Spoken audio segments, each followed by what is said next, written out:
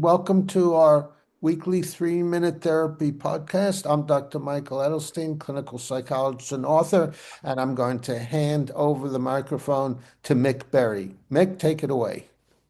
REBT, which stands for Rational Motive Behavior Therapy, was invented or at least formulated in the early 1950s by Albert Ellis. I say formulated because these principles, these ideas already existed, and Albert Ellis actually didn't even invent the concepts behind it. He simply observed concepts that people had recognized and put them into a very understandable method of therapy.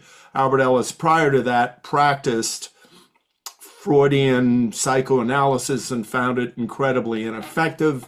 And he continued to find that incredibly ineffective throughout his life, as do Michael Edelstein and I.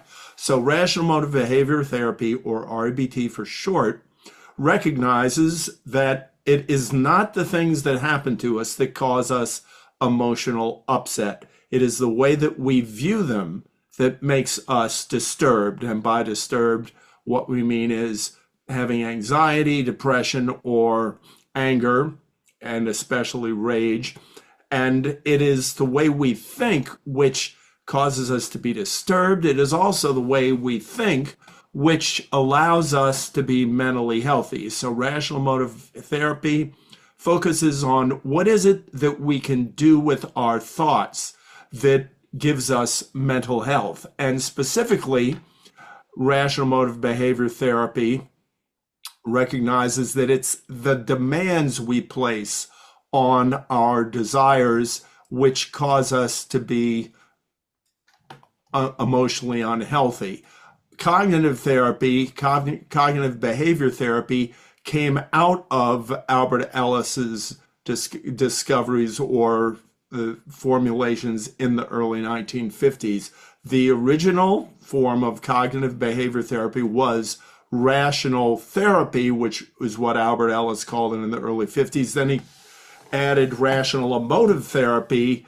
And then in, I believe, the late 1980s, he threw in rational motive behavior therapy. The concepts were the same, but the title became more inclusive because he realized that he was also including behavior and emotions in the treatment of clients. So I think that about covers it.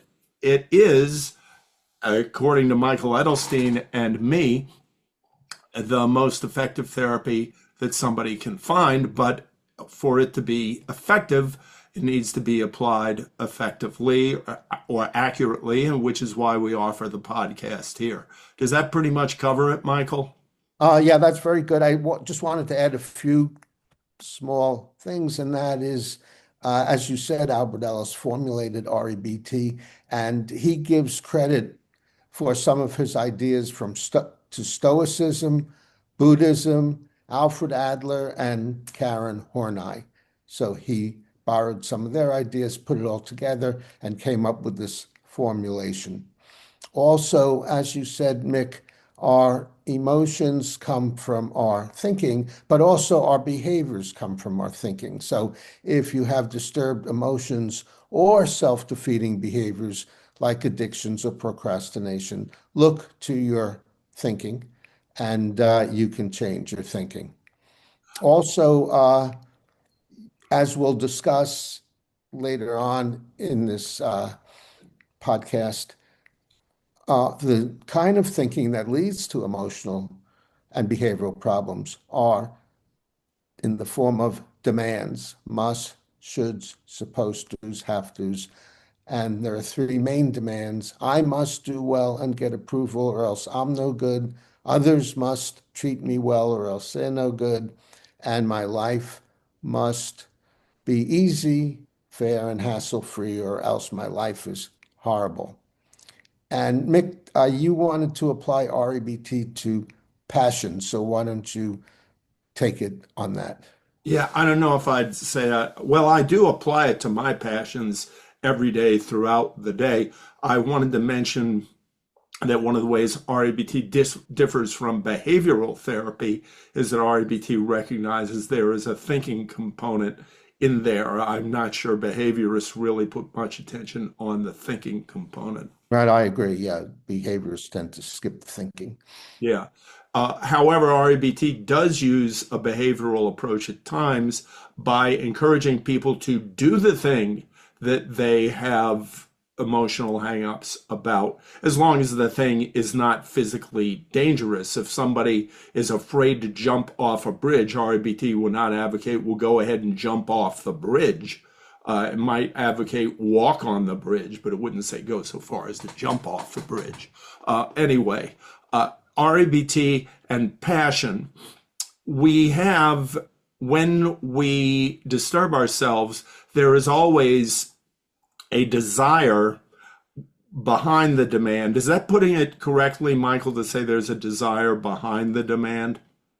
Uh, yes. Or another way to put it is our demands tend to come from desires, and the desires escalated into demands. Yeah.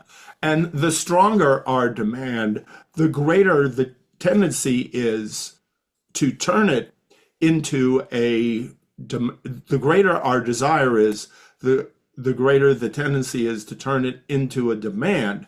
And so when I want something a great deal, such as succeeding well and doing well at my job, there's more of a tendency to turn it into a demand. I have to do well at this thing that is so important to me. Now, I've talked with some people who claim to be Buddhists, and I've seen some things in Buddhism written down where Buddhism says, get rid of all worldly desires. And I think that's utterly ridiculous.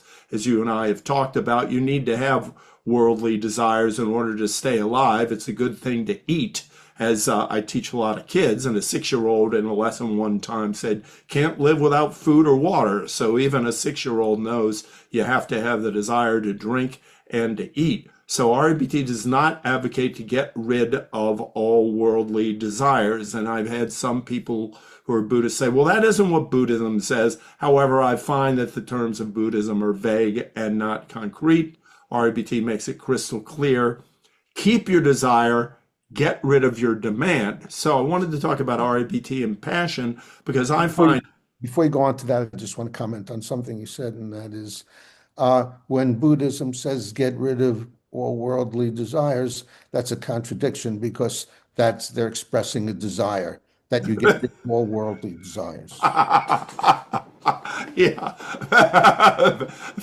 very good. Yeah, get rid of the desire to have the desires, desire to not have desires, which reminds me of what Albert Ellis has said. The craziest thought you can have is, I must not have demands. Demand to not have demands, and you will drive yourself utterly nuts, which I have done at times, and you've pointed out. You're getting upset about being upset. You're demanding not to have demands. And REBT recognizes that we are all human beings and that perfect rationality is not our goal, but as Albert Ellis put it, largely so. Now, that's a big umbrella of what is large. And I've talked to Albert Ellis's widow, Debbie Joffe Ellis, and she has encouraged me because I thought it was obsessive to think about REBT throughout the day. She said, no, it's being mindful. So throughout the day, I notice when I have a demand. So as far as passion goes, REBT encourages people to have passion and even white hot passions, but be aware when you have a white hot passion, and by that I mean a passion of you want something more than you can imagine wanting anything else, there will be a big tendency to turn that into a demand. However, with practice, practice, practice, Albert Ellis makes appearances on our podcast periodically. He appears himself. So through me, I'm channeling him. So were you going to say something, Michael? Yeah, Albert Ellis is a doppelganger. Yeah. So if we have big passions, embrace them, honor them, have fun with them, enjoy them, but remember not to turn them into a demand. And as we are human, don't demand not to turn it into a demand. It takes practice. And when it takes practice, what I've generally found is I'll have a demand and I want this a great deal. I'll have a desire.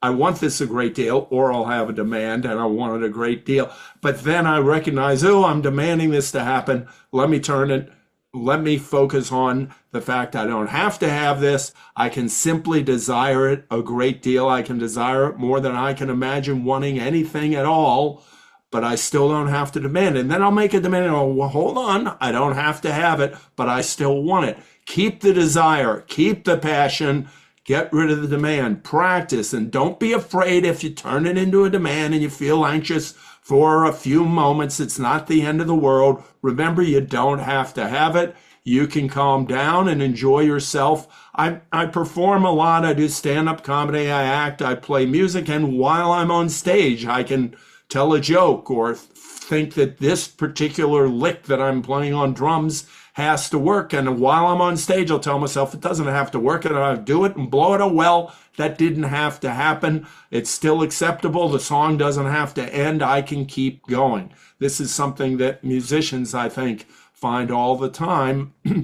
When they perform, they recognize, if they're being mentally healthy about it, that things don't have to go the way they want. I believe it was Beverly Sills who said there might have been 2 performances in her life when she had no criticism of the results. The rest of the time, she lived with the less than perfect goal she was setting, and she was still able to perform. If it wasn't Beverly Sills, that's other people. And I know many people who, I think Robert De Niro said, I always think I could do it better.